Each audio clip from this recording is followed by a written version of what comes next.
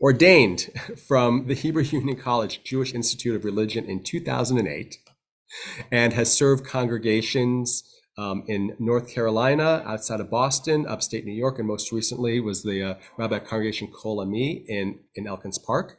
She is a prolific author and writer, just children's books and articles and whatnot for adults.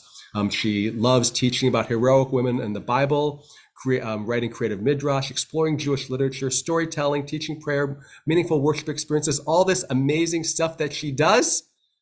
I'm not sure if any of that is what you're going to be doing today. I mean, except amazing storytelling, but above all, an amazing teacher. So we're just really thrilled to have you, Rabbi Berkowitz. Thank you for being our teacher today.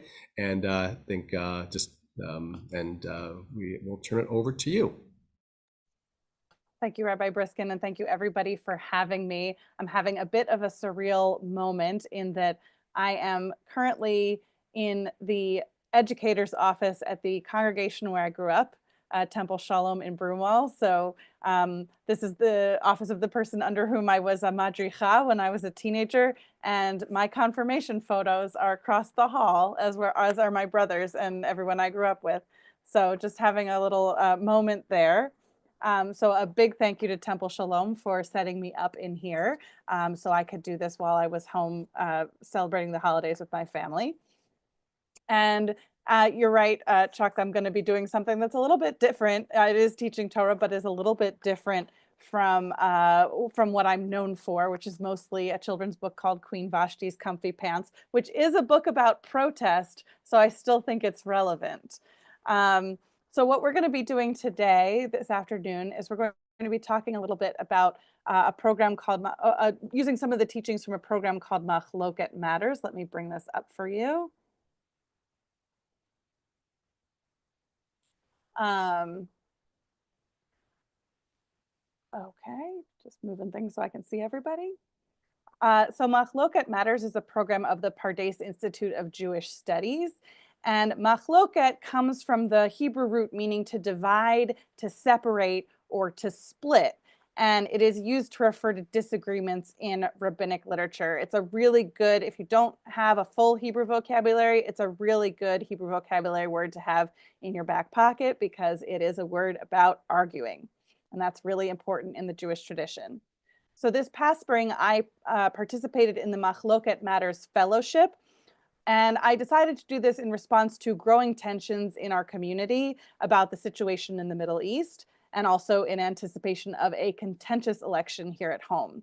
And I will just say up front, I'm not going to talk about either of those topics today. This is not about those topics. Rather, this program is designed to give us some tools, both psychological and spiritual and textual, to get proximate with people with whom we disagree.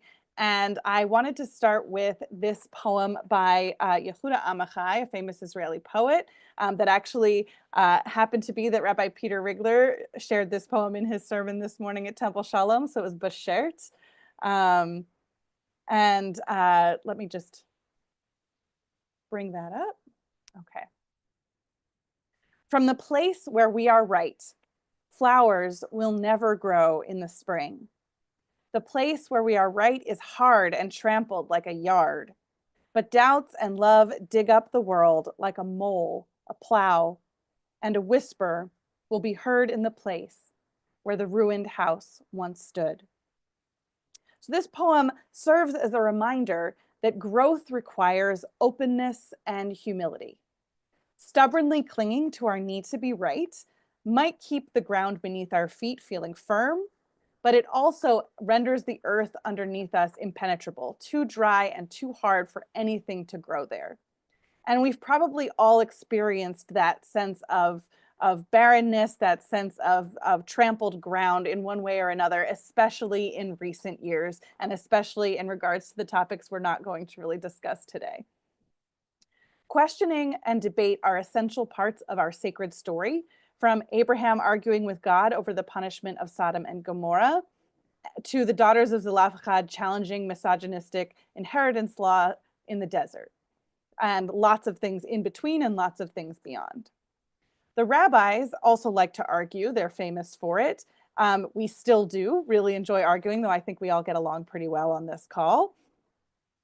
So in Pirkei Avot 5:7, we have this concept of machloket l'shem shamayim. So any disagreement that is for the sake of heaven, so any machloket l'shem shamayim, again, a really good phrase to have in your vocabulary, even if you don't know a lot of Hebrew. Any disagreement that is for the sake of heaven will continue to exist, but one that is not for the sake of heaven will not continue to exist. What is a disagreement that is for the sake of heaven? That is the disagreement of Hillel and Shammai.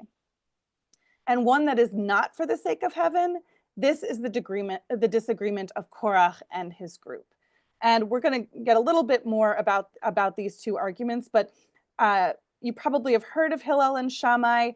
They are probably best known for, Hillel tends to be a little more lenient. Shammai tends to be a little more what we would call machmir, very strict. We tend to rule on the side of Hillel, but we do always hear Shammai's opinion. And in fact, this is one you might know, is that Hillel is the one that says we should add one Hanukkah candle every night because our wonder at the miracle grows, whereas Shammai says we should start with 8 candles and take one away to symbolize the diminishing of the jar of oil. So that's an example of a machloket l'shem shamayim. Korach is actually a biblical story in which one of Moses' cousins basically gathers a band of people to basically wants to have an insurrection, wants to challenge Moses' leadership so that they can have some part of the leadership for themselves because they're also descended from the same tribe, but they don't have the same role as Moses as the leader or Aaron as the priest. So let's take a look at what rabbis say about this. So this is Rabbi Menachem Meiri. And he's from 13th, 14th century France. And which is the machloket that is for the sake of heaven? That of Hillel and Shammai, for one would rule on a matter and the other would disagree with him in order to understand the truth, and not just for the sake of a provocation or desire to win. So throughout the Mishnah and the Talmud, we see pairings of rabbis who frequently spar with each other on issues of Jewish law and practice. And in fact, you'll usually see, or many times you'll see, rabbis in pairs. And that often means that they were in the same generation, but it also usually means that they used to study together and thus argue with each other. So it was sort of their sparring partner. And rather than presenting these pairs as enemies, they're portrayed as a sword sharpening a sword. Arguing with a worthy opponent helps each rabbi to sharpen and clarify their own rulings. It's also important to note that in our rabbinic texts, the back and forth of the arguments themselves are recorded. That's one of the reasons the Talmud is so expansive, is that it includes the back and forth, the final ruling, and then also the dissenting opinion. So in that way, it's actually very similar to constitutional law, that we record the argument and we record the dissenting opinion. We preserve multiple opinions in our sacred text to remind us that there isn't necessarily only one right answer in every situation. So here let's continue with Meiri, who is going to explain to us why Korach is not a machloket l'shem shamayim. And which is the machloket that is not for the sake of heaven? That of Korach and his congregation, for they came to complain about Moshe Rabbeinu, may he rest in peace, about his leadership solely out of jealousy and provocation and a desire to win. And if you read the plain text of Korach, it's not exactly that's not exactly clear, but that is how the rabbis understand it, because otherwise we are a culture that welcomes dissent and disagreement. But in this case, Korach and his followers get swallowed up by the earth. And so clearly they must have been doing something beyond just raising an alternate opinion. Okay, so having looked at this text and its commentary, and I guess we'll use the chat for this, does anybody want to venture a guess as to what would be some qualities of a machloket l'shem shamayim, a argument for the sake of heaven?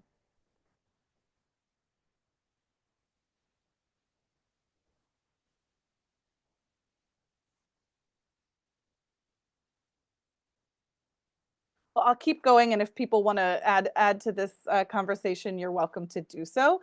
So we're going to take a look at now, and I'm going to more summarize this, but I'll put it on the screen so you have it. So another lesser known text than the Machloket L'Shem Shemayim text, this one comes from the Midrash on Psalms. And this shows us that God gave us the Torah with the intention of future generations needing to discuss and debate the issues amongst themselves. So Rabbi Yanai says, the Torah was not given in a clear-cut manner.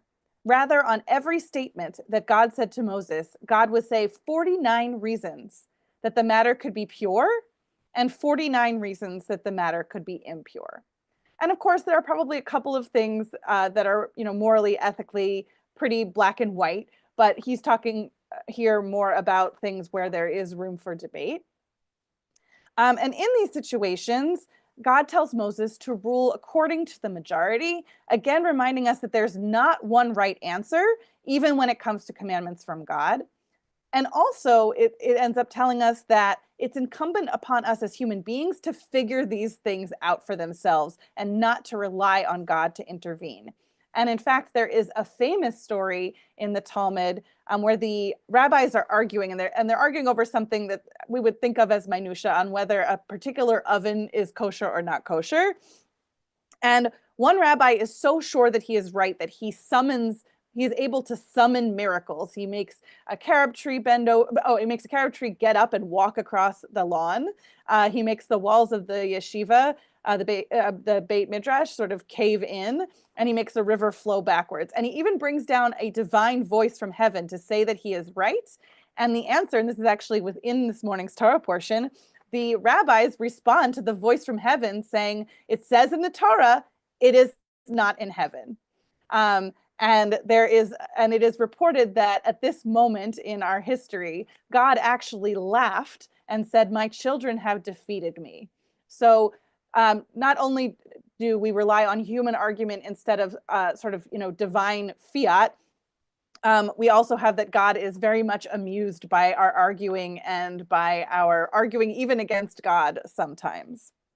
So the Midrash on Psalms goes on to praise rabbis of different generations, including Rabbi Akiva and Rabbi Meir, who you might have heard of, who were also, when they were making an argument, able to provide not only 49 arguments for their own side, but 49 arguments for the opposing side. So this, and I'm sure anyone who has been in debate or who's in the legal profession, you've probably had to do this too. You need to know not only a plethora of reasons why you might be right, but you also need to be on guard to know the reasons that you might be wrong. Okay, so this leads us to one of the key principles of the Machloket Matters program from Pardes, which is that in every encounter, each side may have as many as 49 reasons that support it and 49 reasons that contradict it. And that we need to seek to understand those reasons in order to have a meaningful conversation with those whom we disagree. And I see that we have some responses and questions. So I'm just going to go to the chat for a moment. So we have a point about what would lead to the greater good. So yes, so an argument for the sake of heaven might be something where the argument itself is for the greater good, not necessarily just for the sake of being right. What does for the sake of heaven mean? Why would a discussion of Torah not be for the sake of heaven? Well, that's a good question. So yeah, I think for the sake of heaven, I think it actually comes up to Jean's comment, is that I think for the sake of heaven is we're trying to accomplish this goal, which is understanding the Torah better and understanding each other better. Whereas, at least in this rubric, a machloket that's not for the sake of heaven is something that is for the sake of argument rather than for the sake of the greater good. So I like to think, in the I don't know if there was ever a golden age of politics, but I like to think there was a time in politics where we were arguing over how to help the most people. And we might say, oh, we can help most people with this program or that program, or we want to pay for it with this tax or that budget allotment. But we have the same goal of helping people in our communities. And that's all I'm going to say about that. So yeah, so these are so why 49? That's a good question. In fact, because so 49 is we count 49 days of weeks of the 49 days of the Omer. 50 being a number of completeness. There's even one teaching that says even Moses didn't have all the answers because there should have been 50 and he only knew 49. So I think that's the interpretation of that I like the best. But I think they just wanted to have a big number of what a big number to put out there, as you could have as many as 49. I know that there's also an interpretation that there are 70 faces of the Torah, which is like 70 different ways you could interpret it. So 70, I'm surprised they didn't use 70, but here they use 49. Yes, and Paul and Harvey say also an argument from arrogance would be not for the sake of heaven. Okay, so why have an argument for the sake of heaven? I think we were already starting to get into that question. 1 second. So we have 3 potential reasons, and there's probably more. There's probably 49 and 49 that we might want to engage with the other. So first, we might be enlightened by the other person's 49. So they might have 49 reasons why they think they are right. And from those reasons, we might learn something. It may not actually change our opinion or our position, but it might help us to sharpen our own sword. It might help us to understand. It might help us to understand where we stand a little bit better, and it might open us to compromise or consensus or something else. But really, it's just to be enlightened, regardless of what our opinion ends up being. Our second reason is that might be that we are or we hope to be in relationship with the person with whom we disagree. So that might be a family member at the holiday dinner table, that might be a coworker with whom you're having a disagreement at work. And also, and we've seen a lot of this year too, it might be a partner in our social justice work with whom we have some kind of disagreement, but we want to stay in relationship so we can keep doing the good work that we're doing. And sometimes we just don't have a choice. There is a practical necessity for being able to for needing to engage with the other, in that we have to work together and come to some place of agreement, or at least of some peaceful disagreement and understanding, in order to get something done. So with that in mind, here are Pardes's 4 pillars of Machloket L'Shem Shamayim, which are derived from the dynamic between Hillel and Shammai. So first we have active listening. So we listen without trying to formulate a response. And I know that that's the first thing, and that's probably the hardest thing, is to be listening to somebody's argument, especially something that you know you disagree with, but be open to it and just listen to it. Stay curious and ask questions. And for those of you who are Ted Lasso fans, there's the be curious, not judgmental, which I think they wrongly attributed to somebody else, but I'm going to just attribute it to Ted Lasso. So we want to be curious, not judgmental. Why does somebody believe what they believe? And I like to think if you dig deep enough, people will have a genuine good intention for why they believe what they believe, I hope. Second is our motivation. And we're thinking about our own motivation, which is, why are we engaging? What is our goal? Are we trying to win? Are we trying to provoke the other person and get a rise out of someone? Or are we trying to understand the other person and solve the problem, or resolve a disagreement? The third pillar is that our arguments should be issue driven. So focus on issues without attacking people or harming relationships. So just because you disagree with somebody about something, you can keep disagreeing with them. The goal is to not discount them as a person, or cancel them, or stop speaking to them because you disagree. So to keep the relationship open, even though there's this disagreement there. And then finally, we have truth. This is the 49 and the 49. So we want to be open to admitting that we might be wrong, which is really, really hard. And also be open to admitting that you might both be right despite holding different opinions. There are certain situations, again, that might be a little more black and white, but in a lot of situations it might be, oh, this person has a point. They're right from where they're standing. I'm right from where I'm standing, but that doesn't mean that the other person is wrong. And getting deeper into that, so how is it possible that we can both be right? So we might want to consider that our opponent, and I don't know that opponent is the best word, our sparring partner might come from a different moral foundation. So not even just that. So looking at this slide here, not even just that you're coming from different sides of each moral foundation, but that you might be having an entirely different argument. So these moral foundations and there are probably more, but these are the ones that are part of this program: care versus harm, fairness versus cheating, loyalty versus betrayal, authority versus subversion, sanctity versus degradation, and liberty versus oppression.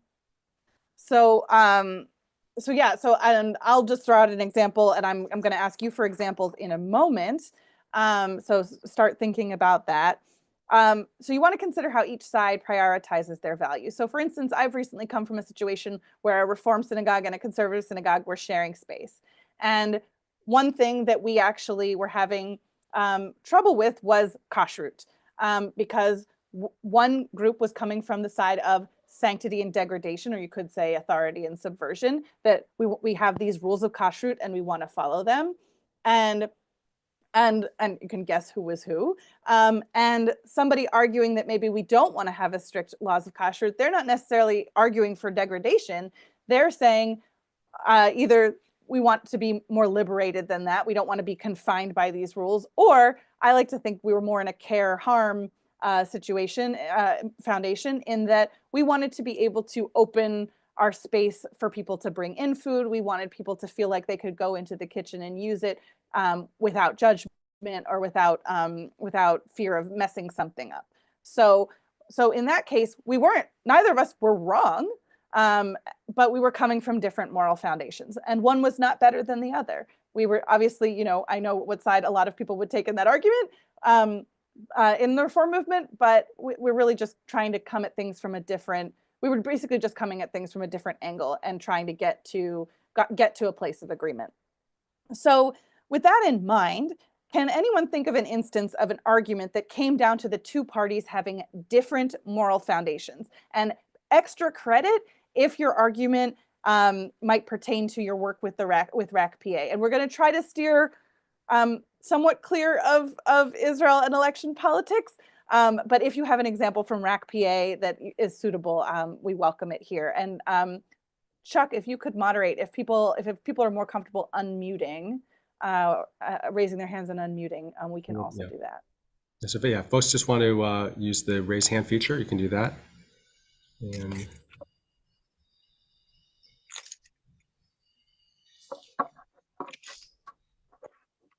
I'm actually going to, while you're doing that, I'm going to put up the next slide, because this is a little more detail. A lot of times people like the bigger words, and sometimes people like the more detail. Okay. This is a little more detail on the moral foundations. Andy, I see that. Did you want to say something, Andy? I see that you're unmuted. Or... No, I had muted. I thought you wanted us to. But the question, I do a question though. Okay. If you could repeat the question. Oh, yes. So can you think of an instance where an argument might come down to two parties having different moral foundations? So that's the question. And then bonus points if the example pertains to work you've done with the RAC or with RACPA.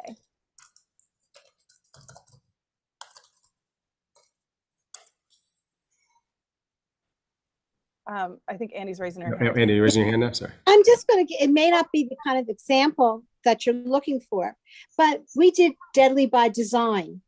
And we were coming from, one perspective, our moral views on that, and then looking at the people who had become victimized because someone had killed someone in their particular family or friends.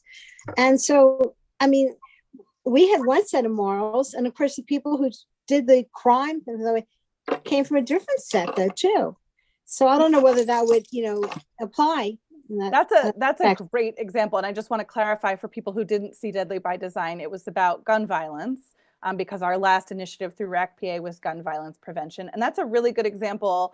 I'm gonna extrapolate from what you said, that you know, a lot of times in the gun violence prevention space, we have one party whose moral foundation is liberty versus oppression. I want to have this right to carry a firearm, whereas people from a different moral foundation might be at the care and harm, again, with care and harm, concerned about the impact that it's having on our schools and our children and in public spaces, for there not to be appropriate gun regulations. So I definitely feel like, at least what I saw with the gun violence prevention initiative, that we were really looking at care and harm, especially knowing that a lot of self-harm actually has to do with access to firearms.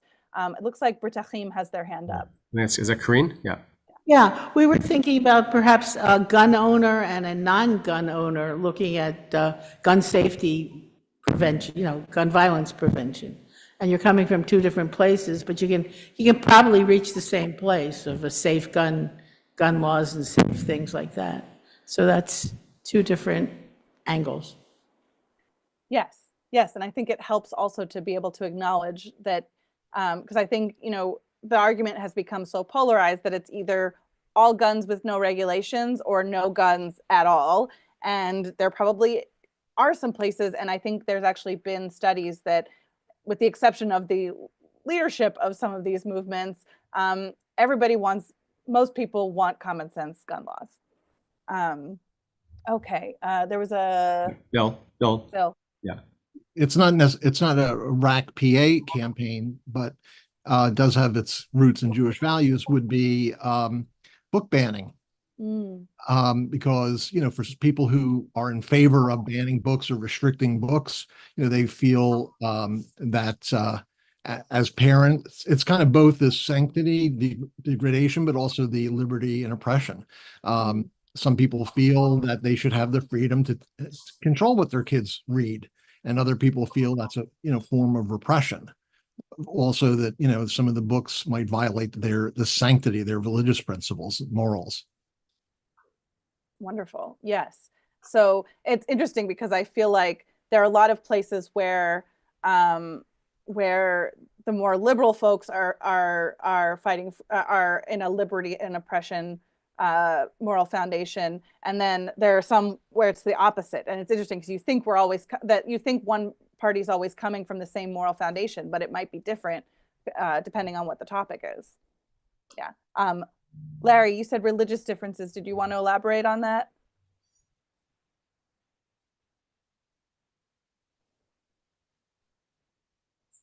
Really, I mean, different religions always have different things they believe in. I mean, we don't, you know, One God. you know, so whether it's one God or whether it's whether Jesus is the Son of God or whatever. So I mean, and I mean, obviously, being Jews in a predominantly Christian society, I guess we kind of learn automatically, or as we grow up, not to get into these arguments over whether, you know, whether Jesus is the Son of God or whatever. We just kind of avoid, you know, we just know they believe that and we believe differently and just kind of move on.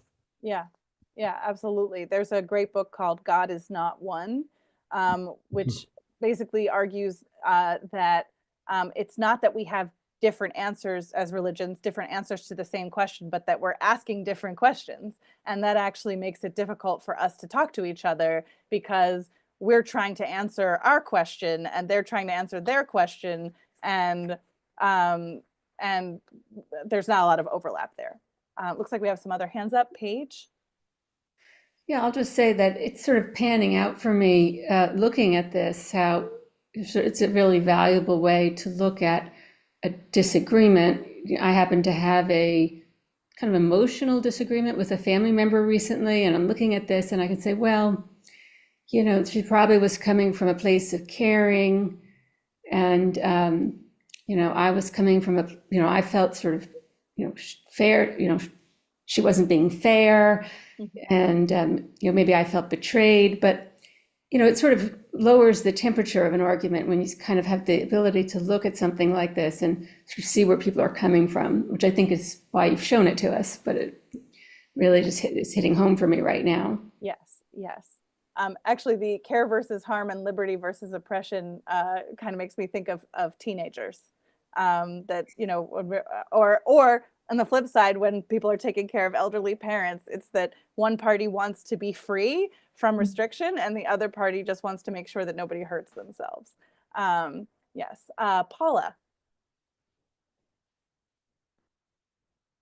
You just need to unmute. Okay, yeah, I got it. I also think that the abortion issue, which has gotten very, very polarized, can also be understood a little bit. Some people coming from the sense of,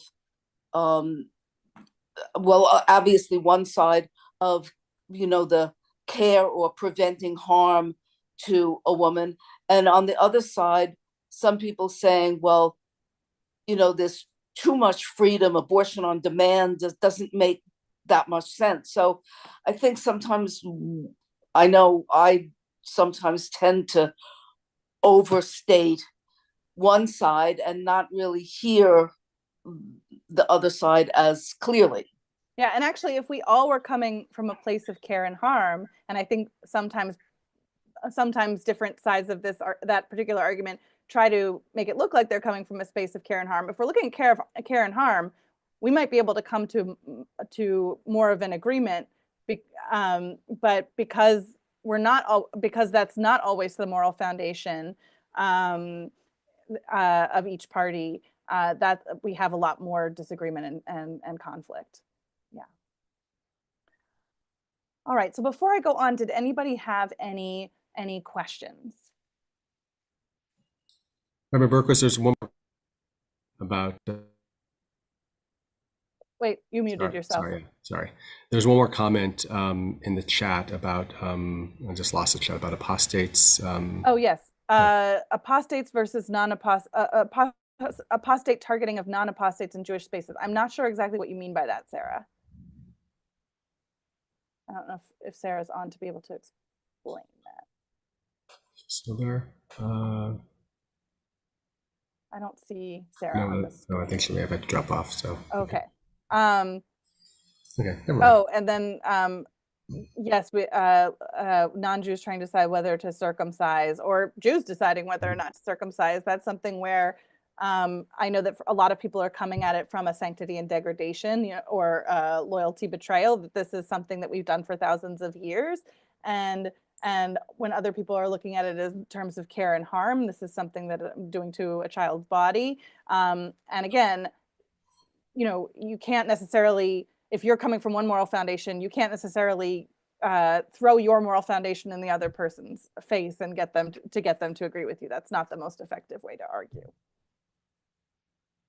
All right, do we have other comments or questions before I wrap up?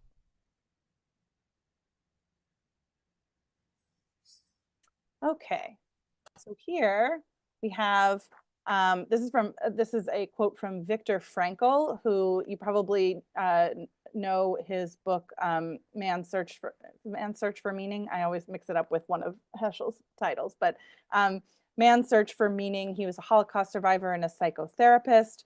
And he says, between stimulus and response, there is a space. In that space is the power to choose our response. In our response lies growth and freedom.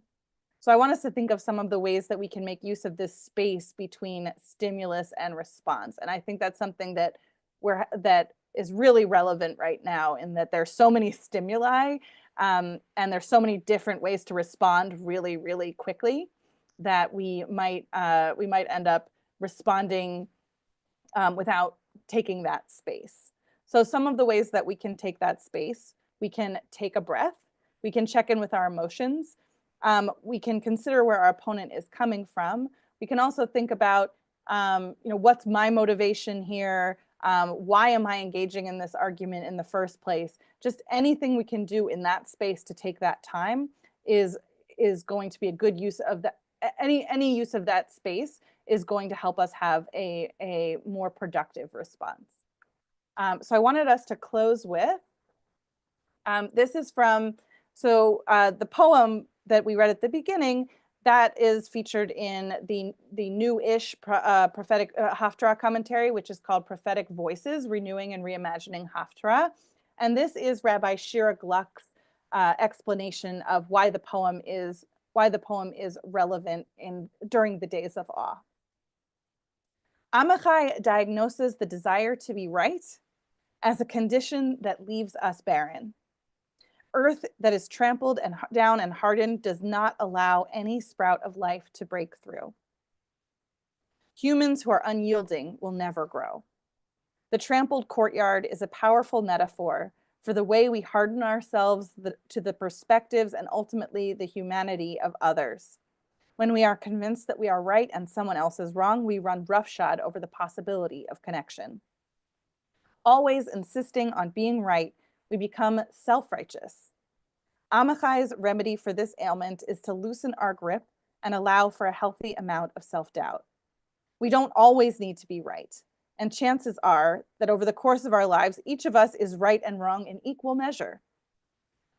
I feel like I have to read that part again. Each of us is right and wrong in equal measure over the course of our lives. But when we make space for uncertainty, we also make room for love. This is the essence of the 10 days of repentance, to open our hearts to the possibility that we are not perfect, that we are not always right, and to seek repair. Thus, we are able to ask others for forgiveness and give it to those who ask it of us. We are called to be spiritual gardeners, to break up the hardened earth of our hearts and pull out the roots of certainty and plant seeds of love. So that is what I have for you today. I'm happy to take questions. I think also Rabbi Briskin and Rabbi Murray have some stuff to share about RAC PA, but I just want to thank everybody and say Gemar Chatima Tova, and also another thank you to Temple Shalom in Brumo for growing me as a rabbi, but also for allowing me to use this space as my home base today. And thank you, Rabbi Berkowitz. Actually, if you can stop. Oh, perfect. Thank you. So thank you, Rabbi Berkowitz, for just really important and enlightening conversation. This idea of this is very much what I spoke about in my sermon today. So for those from Shir Me, you kind of heard some of these points. I actually did not have the Machloket Matters curriculum in front of me either. So it was nice to see so much of it seems to be in the air because Rabbi does, talked about it as well. Yeah. I imagine that if you kind of survey all the rabbis, at least all the Reform rabbis out there, you're going to see that our messages this year, there some touched on this and some touched on hope and resilience, perhaps. I'm not sure what we all think we're so original. Oh yeah, so many sermons in the world. Everyone said the rabbis just have there's just one call to tell you what to write about, right? No, it's just sort of sometimes the circumstances just kind of demand it. So just like a couple of things. So my guess is that most of the folks who are online today who zoomed in are very familiar with RAC and RAC PA, which also means, and because you registered for this, it means that you'll be, and if you clicked yes, you can send me information, you'll continue to get information from RAC PA. So a couple of the big work that's happening right now, we've completed the postcarding parties that we've had, and I think we've sent out thousands upon thousands of postcards. So for all of you who have participated in that effort with us and with 1PA, thank you. Upcoming in the next several weeks is phone banking. And a lot of our individual synagogues are sponsoring a night of phone banking. I know that Shir Me specifically is sponsoring a night of phone banking, I believe on Tuesday the 29th. Is that right, Andy? Yeah, Tuesday the 29th. You do not need to be a member of any of these synagogues to join. However, and you just do it from home. The little training, it's very easily. Nobody knows your number, if you are like me, and I think that I got during services today, I think I got 4 or 5 messages from different folks asking to vote, contribute, share my opinion, whatever. We know that folks get inundated at this particular time, but I still think that, sometimes it's just that everyone in the voter engagement services will tell us that, and who do this work with voter engagement will tell us that it oftentimes takes 7 touches for the same person to kind of get the message across. So phone banking, is a very important thing to do. Also, very clearly in your communities or in your lives and your families. If you have people who are, just turned 18 years old and haven't registered to vote, please have them register. If there are college students or young adults in your community who still have, Pennsylvania as a home base, but who live out of state, even are living in different parts of Pennsylvania, make sure that they get their mail-in ballot, so that they can make sure that they can vote from wherever they are. Because if they're living in Pittsburgh and they're from Montgomery County, and they haven't changed their residency, they will not be able to vote that day. So again, so much of what's been happening in our society over the last couple of years, and it seems like it is like this every other year cycle, creates a lot of division and discord. We all individually, we know where we stand on issues. We probably know where a lot of the people in our orbits stand on issues, but trying to break out of this echo chamber and trying to engage with other people, or when you do, knowing how to have those conversations that are constructive. It's so vitally important. So just thank you, Rabbi Berkowitz, for leading us today. Remember, everyone, go and vote. Rabbi Murray, I'm not sure if there's anything, I'm not sure if you can get on, if there's anything else that you want to say, or just type in the chat and say thank you for hosting us. While he's figuring that out, I just wanted to say I also teach for La Asok, which is a liberal Beit Midrash based out of Toronto, that's all online, and I'm going to be teaching an expanded version of this class in January as part of their social justice series. I would recommend, I think it already started, but I would recommend taking all the classes you can in the social justice series. And I just put a link in the chat if you'd be interested in studying with them. Great. Thank you, Rabbi Berkowitz. And just a plug for Rabbi Berkowitz and your communities. If you are in need of a scholar in residence or someone to come and do for a weekend or a one-shot deal, especially if you live, relatively, close to Montgomery County, that's where you're based, right? Elkins Park still? Yes. Okay, yes. in Elkins Park. So just a wonderful teacher, and just really thank you, Rabbi Berkowitz, for being with, and again, thank you to Temple Shalom and Brumal for being able to host you, and thanks to all of you for coming on today. So I just for folks who are fasting, may it continue to go on. You can't say really easy fast. There's nothing such thing that is easy about it, but just also be sure to take care of yourselves, and stay healthy. And we wish everyone a Gemar Chatima Tova. May we all be sealed for a year of blessing and goodness in the year ahead. Thank you. Thank you. Gemar Chatima Tova.